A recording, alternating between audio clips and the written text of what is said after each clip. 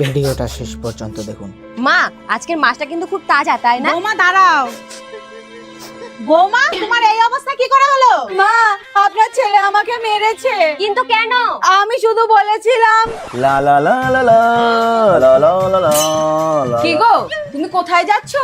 বন্ধুদের সাথে আড্ডা দিতে। তোমাদের বন্ধুদের সাথে আড্ডা দেওয়া মানেই তো মদ খাওয়া। একদম ফালতু কথা বলবা না। আরে মশাই, আমি নিজেই তো তোমার জন্য মদ রান্না করেছি। সত্যি? হ্যাঁ গো, আমি ইউটিউব দেখে করেছি। দাঁড়াও, আমি নিয়ে আসছি। এই নাও। বাহ, দারুণ হয়েছে তো।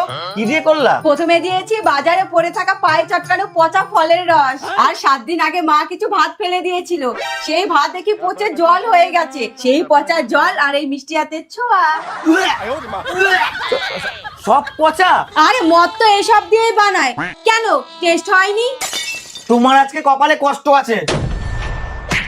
বৌমা চলো তো, মাতালটা বাড়ির বোর গায়ে হাত দিয়েছে। হ্যাঁ চলুন। আর এই নিন লাঠি।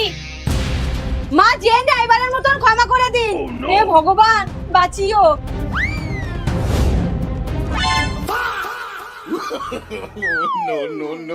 মা, আসলে ওই